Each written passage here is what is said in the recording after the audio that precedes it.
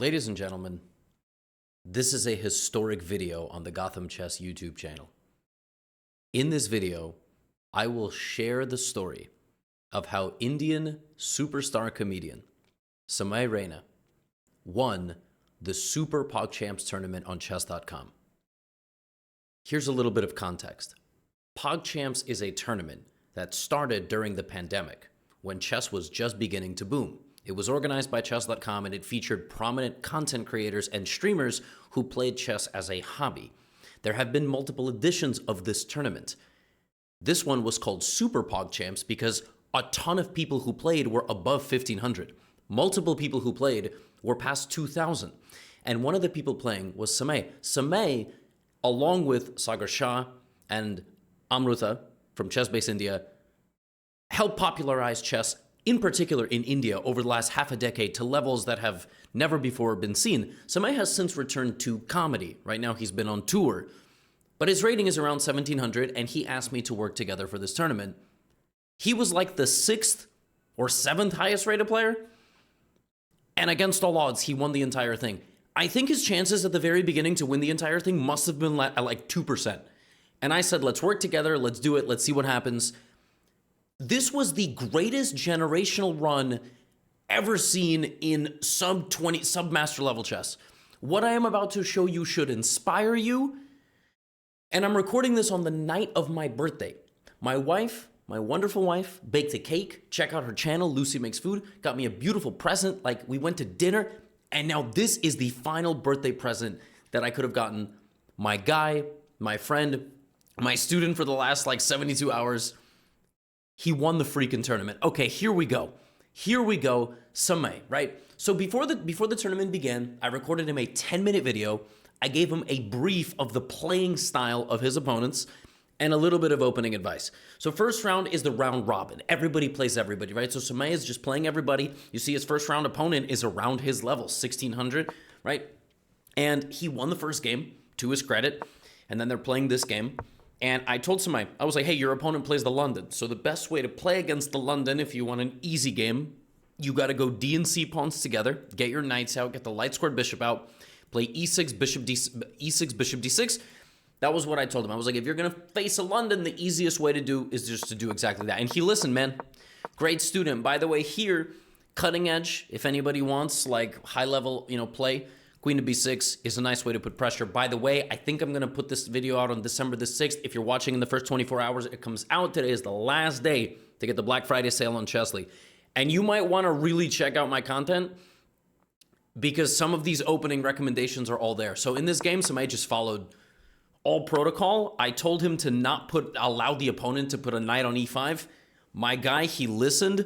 Look at this. Put his bishop on d6. And then traded in the center, and then castled and got this position. Now, this is what a London player doesn't want to see. A London player wants easy play. They want to put the knight in the middle. This bishop is usually there. They have an attack going. Here, there's really none of that. I mean, the bishop is here, and the position is very straightforward, and there's not a lot of plans, and if you push, you make a weakness, and black is just going to play rook c8. But the opening is the opening, and the player himself has to do really well. And Samay, he traded queens on the queen side, and he stabilized the position, and his opponent made a break for it and made a mistake. He blundered the move a4, and there was Samay immediately punishing. Only scouting report I gave him was you got to be patient. At this level, you have to be patient. You have to find the opportunity when it presents itself. Well, he won the pawn, and then we went into an endgame, and rook c1 is definitely not necessary, but he had already won the first game. Here, you don't even think. You put the rook directly on the second rank. So it pressures everything, and then you slowly, grind your opponent down. This move is a very fancy move. And then he managed to win the pawn, and he brought his king, forward, and this is exactly how you should play endgames. Look at this. Beautiful king play. Wins another pawn. And Samay, obviously inspired by the young Indian world champion, Gukesh, he played this game like a complete locomotive and just... this was the very first matchup. So again, this is the very first matchup. Now, in the next matchup, this was not even... This one wasn't even as much about the opening. This was just him playing good chess, and he's a 1,800 level player. Here, he's playing against Virtual, the Trackmania streamer mostly. Significant other of one Anna Kramling, and that is not gossip. That is significant because she's his coach, probably, right? So he's going to be playing some good openings, and he's obviously a very good player. In this game, Samay just, played what he was used to, and his opponent, in this position, before playing the move d5, should castle. Because when he did this, and they both on autopilot traded their pawns, Samay could have castled, but a strong player capitalizes on opportunities, and this is simply a fork. And Samay, boom, up a bishop. Now we trade some pieces.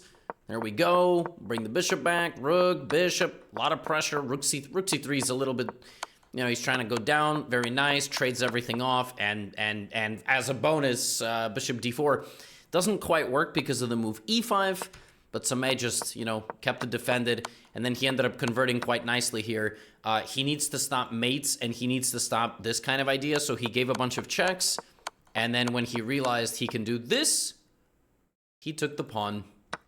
Excellent conversion here from him. Very convincing, and he ends up skewering. Now, in the very next game, he had the black pieces, and I told him, hey, Virtual likes to play d4, c4, knight c3, knight f3. Well, guess what? Samay likes to play the Budapest Gambit. And fun fact, if you want to avoid any stupid gambits in d4, you should play knight f3 a little bit faster, although it does take away some of your other options.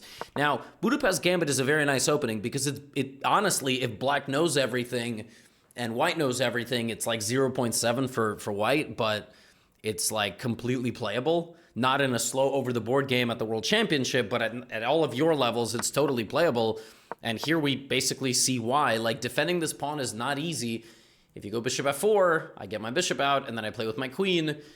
And yeah, I mean, in this game, Virtual, he played a little bit passively. And, I mean, then he blundered queen h4 check. So 2 games in a row, actually. He left his king in the middle. And Samay, I just want to say, played this game at an exquisite level. He put his rook in the center, putting pressure on the pawn.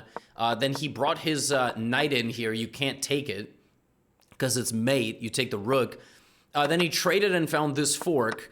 Then he found this idea to, get his knight out and planted his knight on f5 and put his knight there and traded down into a winning endgame. He missed the knight fork here, backwards move, but still completely effortless conversion. Knight and king in the center of the board, just like you're supposed to in the endgame. Totally outplays his opponent. H5 check, and this is just winning because not only do you have a 4-on-3, you have the worst possible setup here. The king is going to have to go this way toward you. Like this, and then you're going to promote, and that is exactly how the game was won. I mean, he just made a queen, and now, after starting like that, he definitely felt confident, but this was our final boss. This was the final boss. Sardosh is a streamer who plays a bunch of games. I think he plays League, but I really don't want to misquote that. I don't know too much about the gaming world. But he's a previous PogChamps champion. There have been 5 or 6 at this point, and he won one of them. And since then, he's gotten up to 2,100 rampant. Now, Samay was worried before the tournament about Andrea Botes because historically, Super Pog, like all these tournaments, PogChamps have brought in streamers that don't play chess to play chess. They have never taken chess professionals. Andrea Botes is a chess professional and a DJ and a boxer, but like primarily chess. When he saw that she was playing rated 2,100 and Sardosh rated 2,200, and there was another player, Masi Oka, who was in the NBC show, I think it's called Heroes, and he played somebody whose last name is Nakamura, which is funny because I'm pretty sure he did a lesson or 2 with Hikaru, so that was a funny crossover. Yeah, I was like, well, there's 3 2,100s. I mean, Samay is, he was like, I even asked him before the tournament, I said, I think I asked him on a scale of 1 to 10, how seriously do you want to take the tournament? He said like a 2. So, before the tournament began, I told him, hey, Samay, against Sardosh, with white, if you want, you can play d4 because he's going to play the Benko Gambit probably. And with black, if he plays e4, you can play the Spanish and play f5. It's one of my favorite openings. And both of those things came true. Sardosh played the Benko Gambit, and we got this. Now, why do I love this so much? Pay attention. This is why Black Friday on Chess League is important. Vienna Gambit is one of the most powerful openings. If you add the Vienna Gambit and you learn it, automatic 1,000 rating guaranteed. If you learn the Vienna with white, you are guaranteed a rating of 1,000 over time. This is the reverse Vienna Gambit, but it's actually called the Janisch Gambit. This is also on Chessly, the Janisch and the Vienna. They're both on it. I played this myself, f5. I win so many games. It's one of the most popular openings with white, the Spanish, but f5 is so tricky. I was like, Sameh, if you're feeling confident, play f5. The idea is very simple. If he takes, you push, and it's already very annoying. The best move for white is to stabilize the center. So I show up to this game, and Sardosh already made a mistake. He actually allowed e4. And now, when I told somebody block this with the queen, all of a sudden, all of this came true. This was exactly what I prepared. And I was like, if this happens, then, you obviously just kick the knight out, you take the pawn, and you castle long. And that is exactly what happened. Knight c3, knight f6, and we got this position. 10 moves of prep, and black is better. And that's what I told him would happen. I was like, if you play like this, then you're supposed to go for an attack. And white is all out of sorts. I mean, white is a very, very good player, but he's never faced this position before. But the rest of this was all Sameh. So his opponent went queen b5. It's a very difficult position for white because he struggles immensely with getting the pieces out. Honestly, the most practically best move might be pawn to f3. And the idea of pawn to f3 is simply removing this from the center. The problem is you lose a pawn. That's actually the only problem, really. Otherwise, this would all be, relatively reasonable. Sardosh went here, a6, queen a5, and, Sameh went here, which I don't love this move, but okay, I mean, it's a move. And Sameh is very good at just doing not much. He just plays queen d6, and his idea was to go knight to g4. And if white plays this move h3, black can begin a kingside attack, right? So rook e1, boom, we threaten mate. The opponent stops mate, but he gravely weakens f3, knight e5. How does the opponent stop knight f3? It's not possible. So the opening leads to a dynamic position, we create a threat, and suddenly we are completely winning against the 2100 rated Sardosh. Knight to e1 check, king to f1, queen to e6, not the best move, but we target the knight because this is hanging. Opponent goes here, we trade, and I could not believe my eyes when Sameh played this move. The queen is hanging and needs to keep an eye on the knight. Of course, if you're normal, you play something like queen e7 or queen e5 or... No, this is why you always look for checks, because queen h3, king e1, rook e8, and the king is mated in the middle. And my guy played the move. When he played this move, I was like, this dude is going to be the champion of the tournament. Queen to h3, this man was locked in. He was playing at an unprecedented level. Just queen h3, king e2, because Sardosh saw it, it doesn't matter. Rook e8, you have to go here, check, here, mate. We checkmate the top seed from France, Sardosh, 2,100 rapid rating. With an opening we learned literally the night before. Schliemann, Janisch is what this is called, reverse Vienna Gambit OP. If you learn this opening, you are guaranteed rating. I am telling you right now. Now, they had to play again. And obviously I was like, well, his luck has to run out at some point. He's 5-0. He's literally won every single game. Your luck runs out in chess. And I was like, yo, Sameh, I know you play e4, but if you play d4, there's a good chance you go for the Benko. Now, he did this. I gave him no prep here. I mean, I basically was like, the Benko's a gambit. You're up a pawn. You should play in the center. And this is, so the rest he did. He did this, e6, and then he played knight c3. Now, the thing about the Benko is that since you are gambiting with black, you really have to know all the stuff. Because if you don't know all the stuff, you are just down a pawn. And honestly, in this game, that is kind of what happened. The Benko was so risky that knight a6 is a bad move. Black has to go bishop a6 to prevent white from easily playing e4. And what's crazy is that the best move for white is actually to play e4 anyway and simply put the king on g2. And you're just up a pawn and the Benko, you really, really, really need to know what you're doing. You have to be super careful. And Sameh, probably off of the confidence of the previous game, just played like a complete masterpiece. He just developed his pieces. He didn't do anything crazy. Okay, he moved his bishop. His opponent went knight f6. He defended the center pawn. Opponent went rook e8. He played queen d2. Very simple move, just bringing the queen. You look at Sardosh, he's up 3 minutes on the clock. Bishop g5, okay, pinning. h6, we go here. Knight e8 is, a little bit passive. And now, in this position, look, knight takes, hitting the queen. Knight f6, Queen f4, excellent little idea. You cannot take this because of this. And Sardosh made a mistake. He played g5. And it looked like he got forked. But actually, in this position, white can sacrifice. Knight takes g5. And what's funny about this is that it's winning, but I'm not even sure, like, if I think Sardosh just panicked a bit here, because after pawn takes, there is no clear way to win this position at all. It's +3, but it's only +3 because black can't move, and white has enough time to just go like this and win. I think Samay just spooked Sardosh here because he responded by blundering mate in 2. He hangs mate in 2. He probably thought that he's tricking. He's not going to take the sacrifice. But actually, the sacrifice, practically speaking, didn't really work. And suddenly, by the way, Samay missed mate in 2, which is pretty awesome. And Samay just plays knight f6 and is completely winning because he's going to go queen g4, queen g3, and queen g7. And suddenly he 2-0 Sardosh, who definitely felt like, oh my God, like the pressure of the first game, right? Like, and then he blunders in the end, queen g4. Samay, by the way, doesn't even take the queen. He could have, by the way, he could have won bishop a2. He goes like this, and he wins the game. He 2-0s him. Once this happened, I messaged him and I said, yo, imagine you win the whole tournament. Like, really, I mean, you're 6-0. This is completely crazy. By the way, this was not the end of the story. He then played Tyler 1. Now, if you follow Tyler 1's journey on my channel, he got up to 2,000 by literally playing one opening.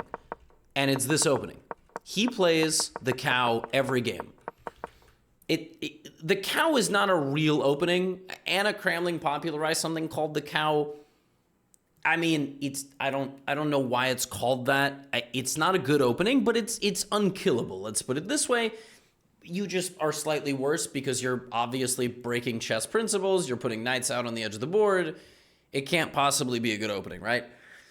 So I told Samay, okay, here's the scouting report when you play Tyler. He's going to play this opening. You're going to have a better position. Take as much space as you can against him. He might play fast. And one other thing about Tyler is he's really resilient. He's going to stay in the game a long time, and he might actually get a winning opportunity. Well, the first game, Samay played fantastic. He took as much space as possible, and Tyler just got a losing position. And this happens to Tyler sometimes. Also, Tyler is 300 points off his peak. He's obviously not in prime shape right now. First of all, he's focusing on being a dad, which is obviously nowhere near as important as getting to 2,000 rapid. But no, I'm joking. He's a gamer. He's very, very resilient. But sometimes there is a level of, resilience you cannot overcome. And this is, Samay, with the confidence of the previous 6 games, just did fantastic. Now here, the coach's scouting report completely came true because even though Samay started this game red hot and he played, very well, Tyler hung around in this game for a long time. Samay was just completely winning. And then all of a sudden, Samay went here and he got checked and then he hung his knight. And he was just completely lost. I told him, like, this was the way that Tyler was going to beat him. He was going to outlast him. And I thought, okay, I mean, it makes sense. Samay is going to finally lose. It's just a very easily winning endgame for black. He brought his knight back. There was actually no way for white to get through. If you play h7, king h8, it's over because the king can never come to f7 or g6. And you simply push the pawn. Now, sometimes you earn your luck in chess. When you're doing so well in chess, what happens is the chess gods just also make you a little lucky. And in this position, Tyler 1 took this pawn. He freaked out. He was like, oh my God, those pawns are really far. And by the way, I think up to this point, Tyler had lost most of his games. So you're somebody who is 7 out of 7, playing somebody who's like 1 out of 7 or 2 out of 7. Confidence is misaligned. Tyler actually played fantastic in this game, but he should have just pushed this pawn because there's actually no way that white can make progress. But he gets spooked, and he thinks he's just winning, but there's e5. An absolutely cruel turn of events. Both sides will queen, but one side is going to get checkmated. And that is what happened. One guy queened, and that's the end of the game. And Samay is now 8-0 in the group stage. 8-0. I mean, just absolutely mind-blowing. And in the last round, he's playing against Daryl Morey. By the way, he took about an eclectic group of people. We got Sardosh, we got Andrea Botas playing, we got Virtual, we got, Daryl Morey. Absolutely monstrous field of players. And very, very, big range. Now, Daryl surprised us. I did not think that Daryl was going to play Scandinavian defense. I did not prepare Seme for Scandinavian, and, well, Seme, got himself an accidentally losing position after, like, 10 moves. I mean, he just literally lost his center pawn. I was like, okay, well, he's 8-0. It's kind of normal. 8-0, you relax, right? You relax. Now, how do we fight back from a worse position? Well, the opponent blunders on b7. That really helps. And now we have check, and the king has to walk into the middle. Now we're winning. But it's not easy. You have to find b3 and bishop a3, which I don't think is very findable. He doesn't find it. The game is completely chaotic now. The rook goes here, knight takes, the pawn has to take. Black is just better. And Seme queen b3 is an unbelievable move. Like, queen b3 with the idea that after pawn takes, the king is mated in the center is insane. That is a confident man. And here, Daryl, plays bishop f7, forgets that the knight can go to f5 if he does that, and he hangs mate in 1. And that's how it goes. It's the 9th out of 10 game. You're tired. It's very, very complicated. And yeah, here Black had to play f5. And the crazy idea of f5 is, well, if like something like rook d1, you can take now because it's no longer mate, because your king can go to f6. So the idea of f5 is to go to f6 with the king. That is not findable. Not for a 1400, not for a 1726. Frankly, the move f5 with the idea of playing king f6 is not findable, I think, up until like 2300. I mean, it is, especially with this little time on the clock.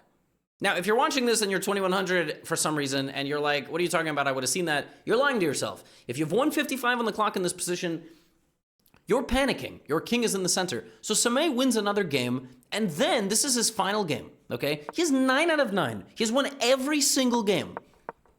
I told him that, probably we could expect something very solid from Daryl. He's generally a system and solid player.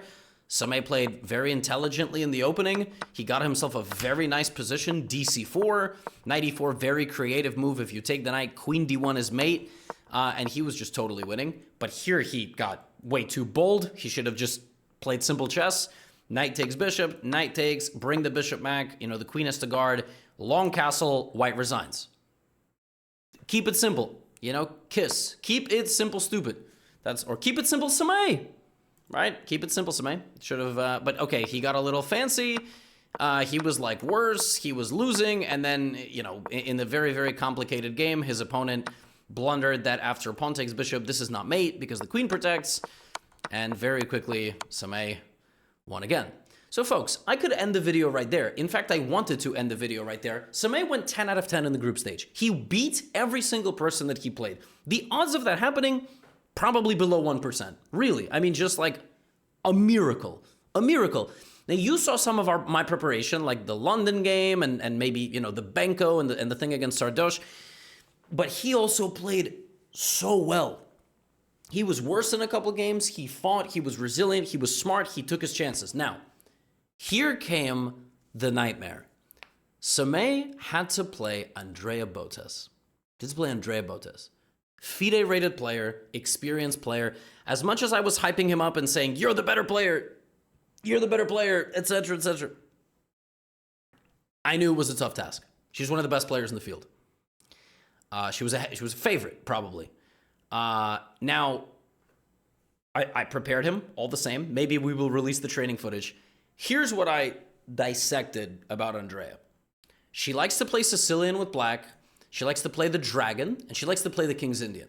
So she likes to play c5, g6, bishop g7 against basically everything. I said, Seme, let's play her in a system she will have absolutely no idea what to do. I said, Seme, let's play b3. I sent him a video. I sent him another way to get to this pawn structure. Sure enough, it took her 40 seconds to play her first move. I don't think she was fixing stuff on her stream. And then she played knight f6. We took, she took, we went c4. I said, Seme, this is such a nice structure for white. If anybody is looking for a nice opening, this can also happen in the Trimpowski. And I said, Seme, here's the plan. Knight c3, g3, bishop g2, e3, knight e2. You build a dark squared wall against her dark squared bishop and you castle. And I told him, here's the dream scenario. Bishop, knight, here, G3, D6, bishop, knight, E3, bishop comes out, knight E2.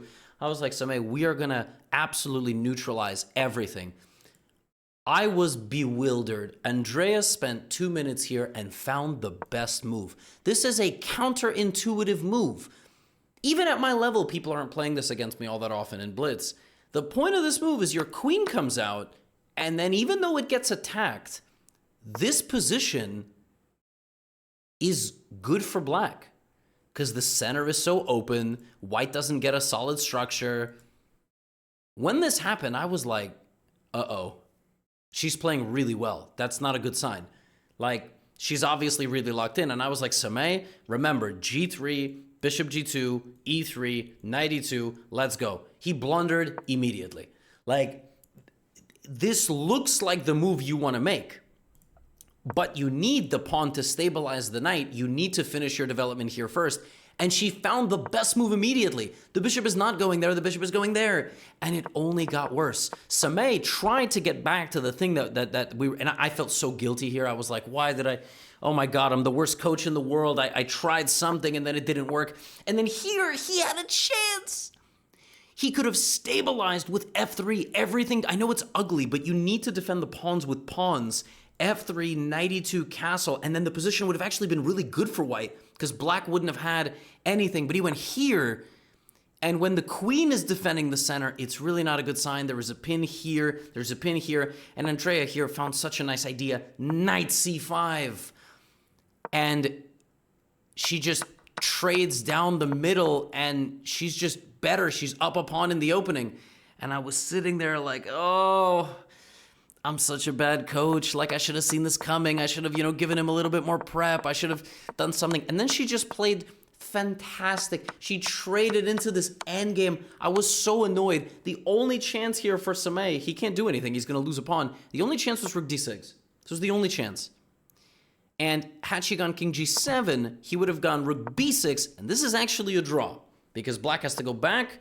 And this position is equal because even though black is up a pawn, it is completely symmetrical with white. And theoretically, you cannot win this. You cannot get your pawn across to the finish line.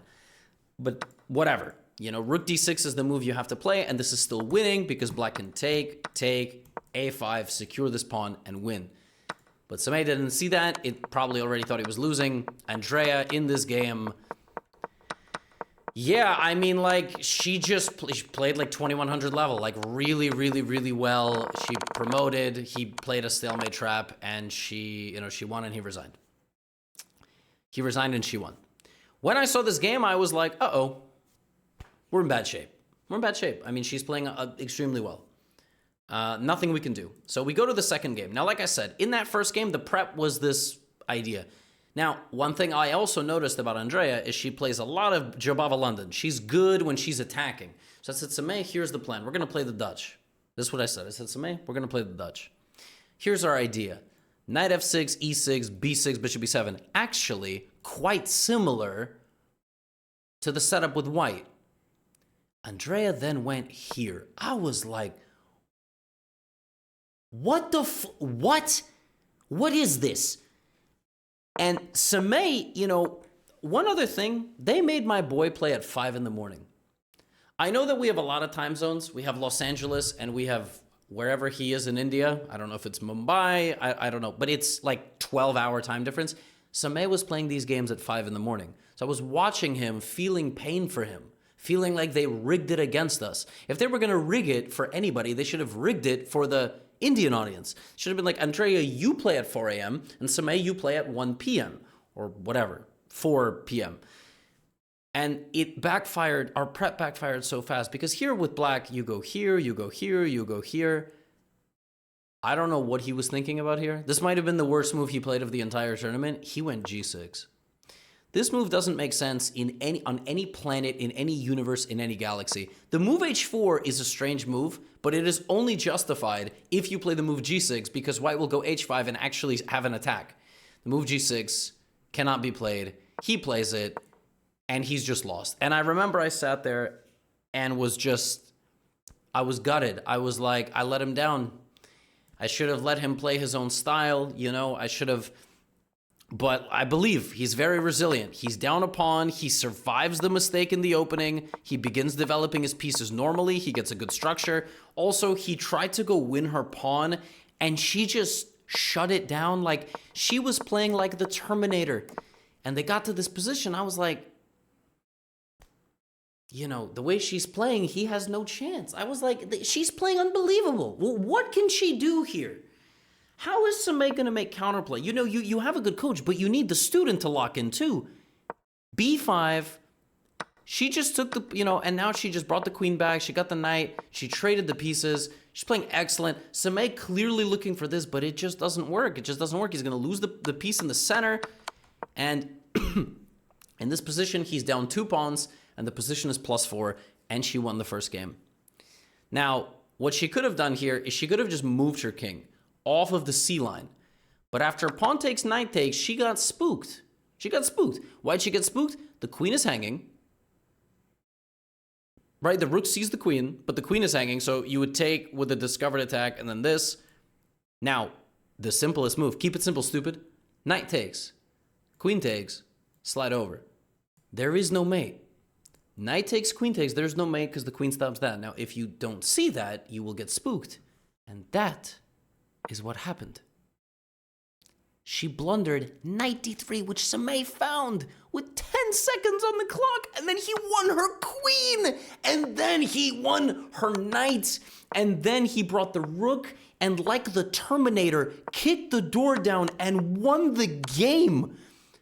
The screaming at my television while this was happening, this man brought the tournament back to go 10-0 in the group stage and defeat Andrea like from this position, unfathomable.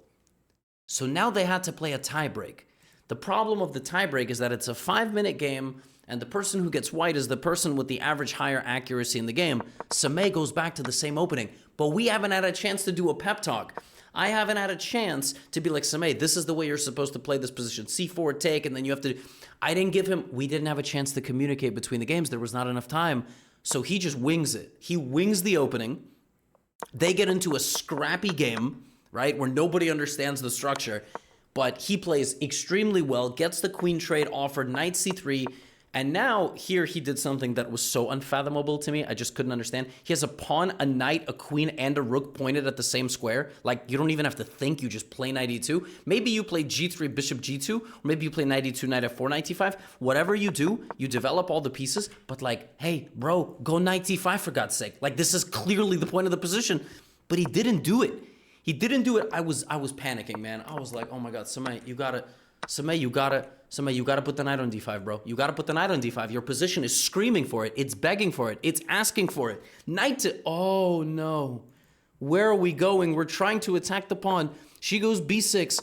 Now they do a little h-pawn dance, totally stable. He does have a time advantage, but here she catches up. Knight e5, queen c3. I was commentating at this point with Sagar Shah. This is winning because of bishop e4, f5, and queen d1 ideas. Doesn't particularly matter. Bishop f8, f4. And now, you are not going to believe this. This crazy man went knight to g5 with the pin of the pawn to the king. Not the best move. He should have went back and taken the bishop. He went knight g5. Then he went knight e4. And then he forgot that he was pinning the pawn to the king, and now Andrea Botes plays pawn takes knight and wins the game because both knights fall, but she didn't see it. In time trouble, and not only did not she not see it, a move later, she blundered the game. Knight f6, knight d5, and the game is over. Samay just beat his arch nemesis, somebody he definitely had a psychological block against. They've collaborated, they've streamed, she's beaten him. He was worried about her even before the tournament started. All the respect to Andrea Botes. She is a gamer, a competitor. Also, she recently shared that she has hearing loss. I know that might sound left field, but she did. I don't know if it's a result of hereditary or exposure to a loud sound, given that she's a DJ. Protect your ears. So I hope she's going to be healthy and okay. I was trying to motivate Samay as much as I could. I was like, Samay, like, you can do it, you can do it, you can do it. I couldn't believe I could not believe it. Now, here's the really bad news. Do you know who the finalist is? Do you know who the freaking finalist is? Do you know those Pokemon games where you like battle your rival all the time and your rival becomes the champion? I don't know if that's like the modern arc or the ancient arc. Bro, it's Sardosh again. Do you know how afraid I was of this matchup? Do you know how afraid I was? You know why? We used up all our chakra. Sardosh, of course, is going to be ready because we played all the openings against him already. So Samay does his best. He was like, what do? I was like, Samay, I'm not going to lie. Play your best. Play some random stuff. Play some random opening. Let's see what happens. Or play what you know. It doesn't matter. You are 2-0 against this man. He is back for revenge. He just beat Masioka. He knocked out Masioka in the semifinal. Let's go. So we get another Banco. All right, we get another Banco Gambit. B5, obviously he's playing what he knows. Takes E6. This time Samay changes it up. He goes here. Pawn takes. We play a main line. Samay literally blunders in the opening. Like, he just straight up blunders a pawn. I don't know if this is like a stroke of genius. He should have played knight c3 and then e4. Sardosh obviously a little bit also nervous in the beginning of the game. Knight c3, bishop e7, and actually from the opening, it was just white who had an advantage. Pawn takes, but this is not the right idea. The right idea of this opening for black is not this. It's not this. If e4 happens, you have to freaking take it. But if e4 doesn't happen, black is going to go bishop a6 and d5 and overwhelm. What happens in this game is Sardosh attacks the center, but now his king is really weak. Now bishop b5 and queen a4 are possible, and you know, Samay plays the wrong bishop, but it doesn't really matter because suddenly he's just totally crushing. He's breaking through the side of the board. dc3, bishop c6, pawn takes b2, rook d1. I'm like, what? This is purely a battle of confidence. This is a lopsided matchup, theoretically, 300 points. But Samay is 2-0 against this man. He is full of confidence. He just beat Andrea, right? White is winning. White is winning because the knight is under pressure, the bishop is under pressure, this is under pressure, but it is very tricky. Why is this position tricky? You have to figure out the right way to win this, and there's a pawn promoting. Look, if you play bishop takes knight, and I play bishop takes, and you play rook takes, this is losing for white. Queen a5 check, and if you come back, rook b8. If you block me as I try to promote the b pawn, rook check, king in the middle, it's over. Like, this pawn's gonna promote. So it's very tricky. I thought the winning idea here for white was to take this rook. Samay didn't spot this idea. He went knight e5. He made a mistake. He needed to probably do something. He probably had to take the rook. And then a move later, he got another chance when he found knight f7 check, and he needed to take this rook. The rook is just free now, and then he needed to castle. He missed this idea. He went here and was just lost because now Sardosh takes the bishop, and then he plays this, and it's over. Black has two pieces for the rook. Black has a promoting b pawn, but a move sent in from the gods themselves. Bishop h6. What a move! What a move! If you take the bishop, I take the knight with check. Sardosh must have thought, yo, who is this man, and how does he keep attacking me? He finds bishop takes h2. If you take with the king, there is knight to g4 fork. It's not even good because actually the king can run forward. King here, knight here. This wins for white. Sorry, not win, but it wins a bishop for white. And the game is still on. Samay believes the bluff and goes here. And at this point, I was going to my birthday dinner. Samay sacrificed the rook for the bishop, which is absolutely crazy. This is a totally winning position for Sardosh. All he has to do is take this pawn, get his bishop out. He got his bishop out. Rook e1, c4 he's pushing. f4 moved the bishop back. And he blundered rook e8. Samay was like, yo, if I go there, he queens with check. So what if I just go here? A nice little sneaky little move. Black is winning, of course. He can win in a lot of different ways. They're not super obvious, but you can go back, and then you can push. And in this position, Sardosh was like, oh, it's over. I just win. I just push my pawns. And he went here, and it's mate. Samay was down, it seemed like 100 points of material. He wasn't just down a knight. He was down two promoting past pawns. Like, they were both going to become queens. I got into the taxi to go to restaurant with my wife for my birthday, and I saw Rookie 8. And I can show you my WhatsApp. I told Sameh, bro, I recorded him a long message about, hey, if he beats you in the next game, here's what we should do in the tiebreak. I wrote him this. I was writing him a message on the way to the birthday dinner because I was like, Sameh, he might beat you in the next game. It's 1-1. You have to play a tiebreak. Sameh freaking, Sardosh he couldn't believe it. He couldn't believe it.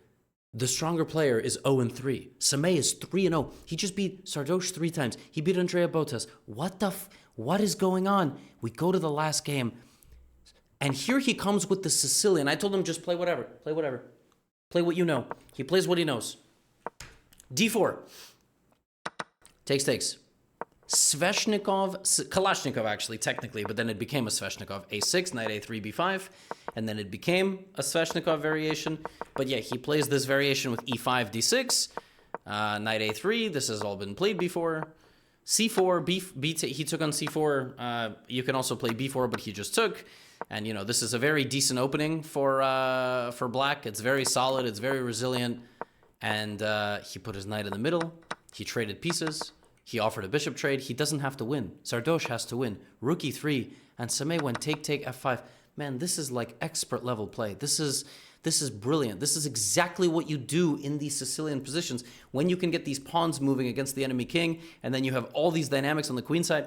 I was so proud watching this game. Queen C7 threatening to take the bishop. Queen C3 offering the trade of the queens. Sardosh went here. A4, F4. He went bishop C1. And he forgot the queen was guarding the rook. He probably was just like, 4 games. I'm being outplayed by this player. He needed to go all the way to B6 and the game would have went on. He went here, queen A1, and that's the end. Sameh lost 1 game out of 15 in this tournament. He lost 1 game to Andrea. He won 14 games and made 1. Wait. He won 2 and 2? Yeah, he went 14-1. What? I mean, he is the Super Pog champion, rated 1700. He was under 1700 when he started the tournament. This is an astounding result.